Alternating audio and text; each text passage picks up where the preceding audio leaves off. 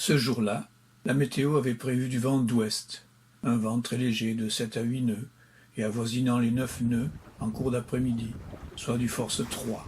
Donc on savait que le vent ne serait pas très fort.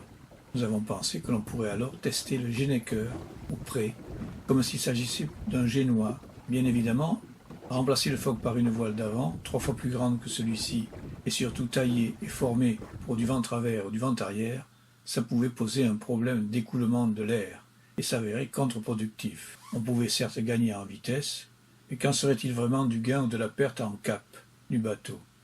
Tant que l'on n'a pas testé, on constata très vite que le bateau, avec le Genneker seul comme voile d'avant, avait vraiment du mal à remonter au vent. Certes, avec un vent de force 2, le bateau avançait, mais à chaque virement de bord, on avait l'impression de ne pas avoir progressé face au vent.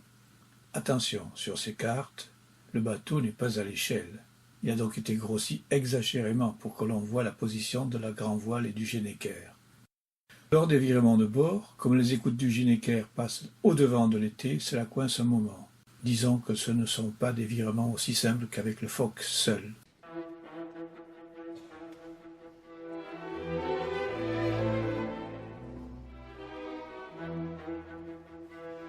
Normalement, aux allures de près, avec un Fock, le bateau trouve sa trajectoire à 45 degrés par rapport à la direction du vent réel, ce qui donne un angle de 90 degrés lorsque les conditions sont optimales.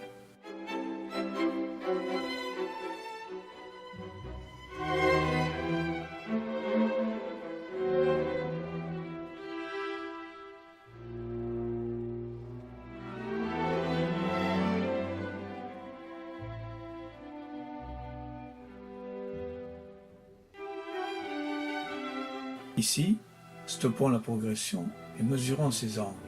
On s'aperçoit qu'au lieu des 90 degrés habituels, l'angle entre les deux directions est de 131 degrés, ce qui veut dire que le bateau ne peut progresser face au vent qu'en suivant un angle de 65 degrés par rapport à ce vent, d'où les bords très aplatis que l'on voit ici. Le Genneker n'est pas un génois ni un Fock. Certes, on avance face au vent, mais il faut tirer 2 fois plus de bord qu'avec un Fock. Le gain en distance est beaucoup trop faible et ne compense pas le gain supposé en vitesse. On va donc essayer de combiner le Fock et le Genneker pour voir si l'on peut obtenir un meilleur cap face au vent avec le Fock et garder la vitesse procurée par le Genneker. Cela fait beaucoup de ficelles à manœuvrer lors des virements de bord. Et, dans un premier temps, on a cru que cela fonctionnait mieux.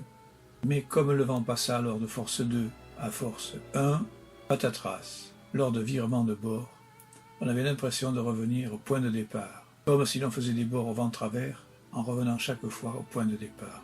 Comme les planches à voile, qui certes vont vite au vent de travers, et reviennent systématiquement au point du virement précédent. Et en plus, en début d'après-midi, le vent fit une pause. Et là, on trouva des filets d'air pour avancer, mais sans progression face au vent. Si le vent ne reprend pas, au moins à force 2, on va s'éterniser à joindre 2 points sans plus.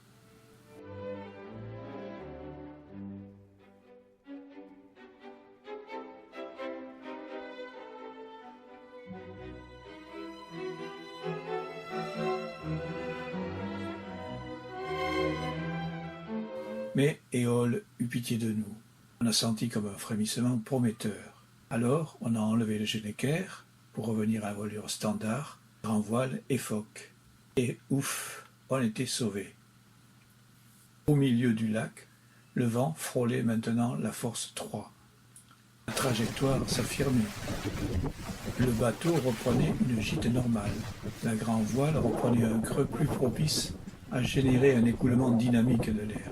En clair, à force 3, le Fock et la grand voile remplissaient bien leur rôle d'aile.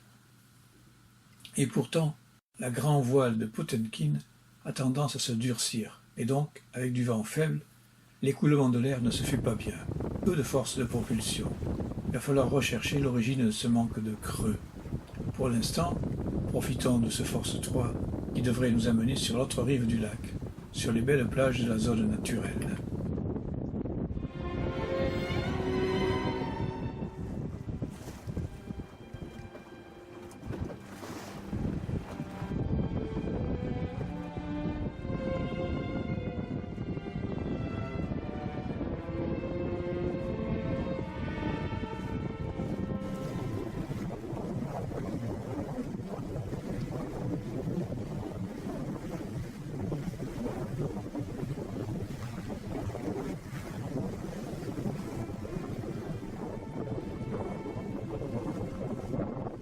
Mais mesurons les angles de progression face aux forces 3.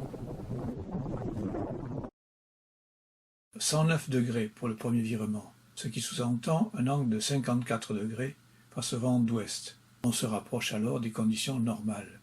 Et lorsque le vent s'affirma vraiment à 8 ou 9 nœuds, l'angle de virement se réduisit à 89 degrés, ce qui, effectivement, nous replace dans des conditions optimales de navigation. Tout allait bien, jusqu'à ce qu'on arrive à 500 mètres du rivage. Derrière ce rivage enchanteur, il y a les dunes littorales, dont l'effet sur le vent est non perceptible pour le promeneur terrestre, mais avec des effets certains sur la navigation à voile dans cette zone côtière. Le vent est perturbé en force et en direction. Des paquets d'air descendent des dunes de façon anarchique. Il faut donc faire avec ces nouveaux éléments, sans s'affoler, sans perdre de vue le point de chute désiré.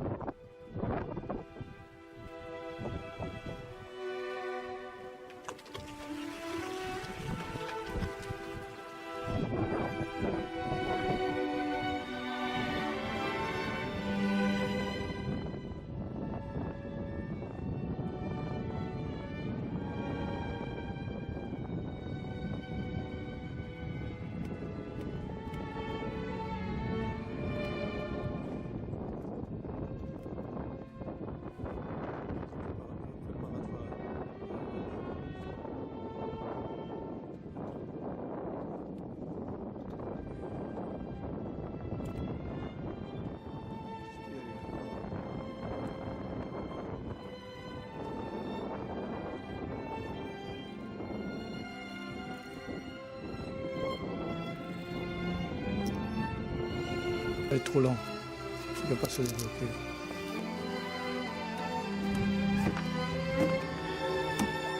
Voilà. Voilà, c'est petit.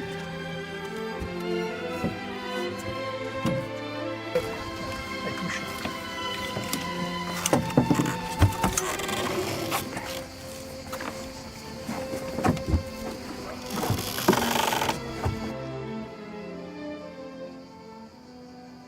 C'est la chaîne. Ça va un petit peu lent, s'il te plaît.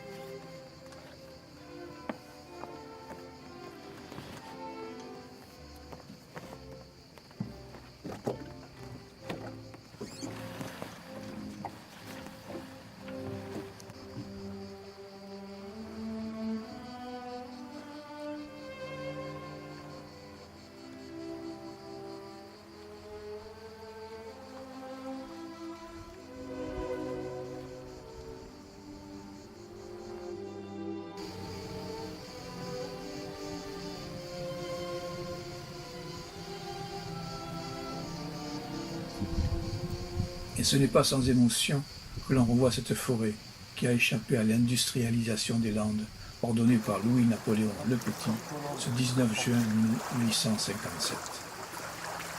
On retrouve là certes des plants naturels, mais aussi des chênes, des arbousiers, des bruyères en fleurs et maintes autres curiosités botaniques.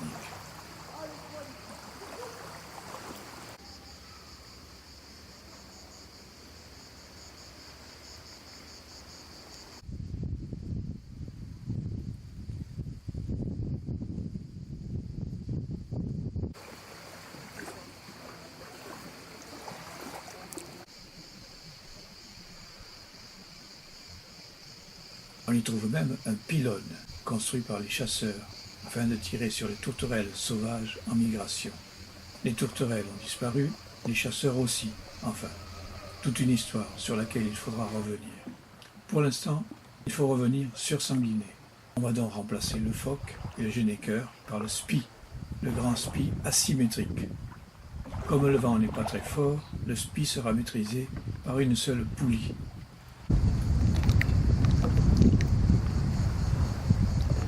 Alors, on décolle de cette magnifique plage, au grand large, avec un vent léger, de force 2 ou 3, qui prend le bateau sur son 3/4 arrière-bâbord. En principe, on devrait faire le voyage sans changer de bord. Quelqu'un de léger devant à mettre sur son bateau et il expliquait les manœuvres. J'ai dit, je veux bien y aller. Donc il m'avait expliqué.